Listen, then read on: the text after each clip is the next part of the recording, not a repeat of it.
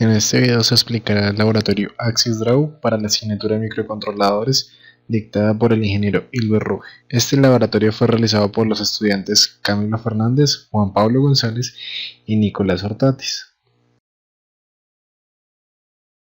El AXIS-Draw es un tipo de robot simple. Su única función es guiar un bolígrafo u otro implemento montado en el soporte del bolígrafo a lo largo del conjunto de líneas vectoriales, curvas y trazados que debe seguir. Todo lo que la máquina es capaz de hacer, como dibujar gráficos, escribir texto o firmar documentos, son expresiones de esta función básica.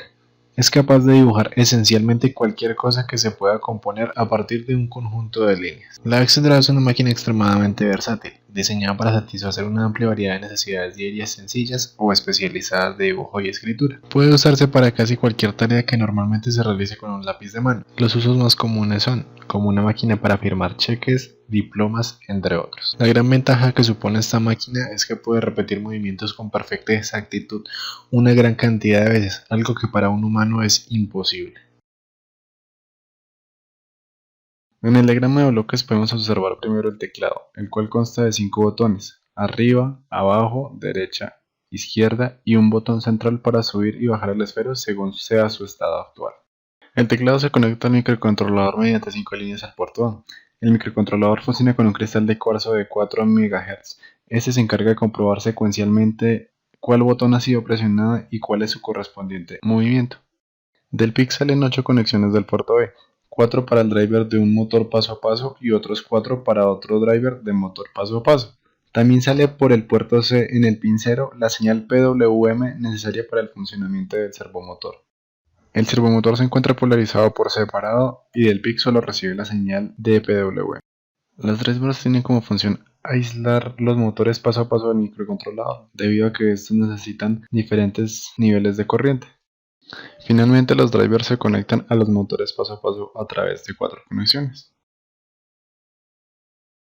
En el diagrama de flujo principal del AXIS-Draw en su configuración podemos encontrar como entrada los pulsadores del puerto A, que consta de 5 bits, las flechas y el botón del centro. En su salida, el motor horizontal, los primeros 4 bits del puerto B. El motor vertical, los últimos bits del puerto B. Y como última salida, el servomotor en el puerto C, que consta de un solo bit. Lo primero es leer la entrada del pulsador. Si no se ha pulsado ningún botón, lo que hace es rectificar la posición del servomotor y volver a leer la entrada del pulsador. Si se ha pulsado alguna tecla, primero se pregunta cuál de las teclas fue. Se pregunta si se pulsó la tecla derecha. Si sí, se ejecuta la subrutina correspondiente a la tecla derecha. Si no, se pregunta por la tecla izquierda. Si sí se pulsó la tecla izquierda, se pregunta la subrutina de la tecla izquierda. Si no, se pregunta por la flecha hacia arriba. Si sí se presionó la tecla hacia arriba, se pregunta por la subrutina de la función hacia arriba. Si se pulsó la flecha hacia abajo, se ejecuta la subrutina del motor de la flecha hacia abajo. De lo contrario, se pregunta si se pulsó el centro, que consta del servomotor. Y si sí, se ejecuta la subrutina de levantar o bajar el servo, dependiendo de dónde se encuentre la posición actual. Si no, lee otra vez la entrada del pulsador. Si, al ejecutar la subrutina, rectifica la posición del servomotor y vuelve a leer la entrada del pulsador. Luego tenemos el diagrama de flujo de la subrutina del funcionamiento de las flechas. Su configuración consta de la tabla, que consta de 4 bits, la salida, que está en el puerto B de 4 bits, y un contador. Lo primero es asignarle a la tabla el valor del contador, luego al puerto B el valor de la tabla. Luego se espera un retardo de 5 milisegundos para que recorra la tabla, cada uno de esos valores, y se aumenta un contador. Si el contador es igual a 4, se reinicia el contador. De lo contrario, sigue sumando el valor dentro de la tabla para llegar y realizar cada uno de los pasos dentro del servomotor. Aquí podemos observar las tablas. La primera tabla de arriba sería para realizar la dirección hacia un lado, ya sea izquierda o derecha, y la otra sería la inversa. Por lo tanto, si arriba corresponde la dirección hacia la izquierda, abajo sería hacia la derecha. Si la tabla de arriba sería la dirección hacia arriba, la tabla de abajo sería la dirección hacia abajo.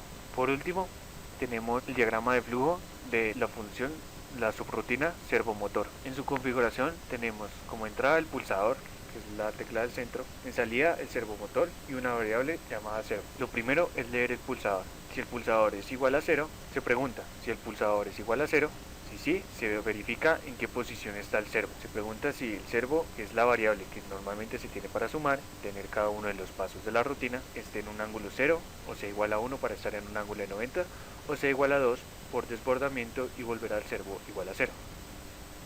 Si el pulsador no es igual a 0, se verifica si es igual a 1.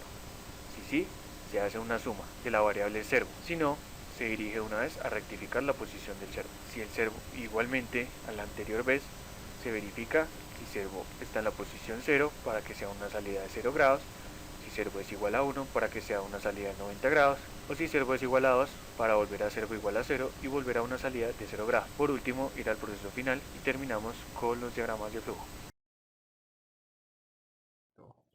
En esta práctica se utilizaron tres motores, dos motores paso a paso que van a controlar los ejes X y Y este motor servomotor que va a controlar el eje Z.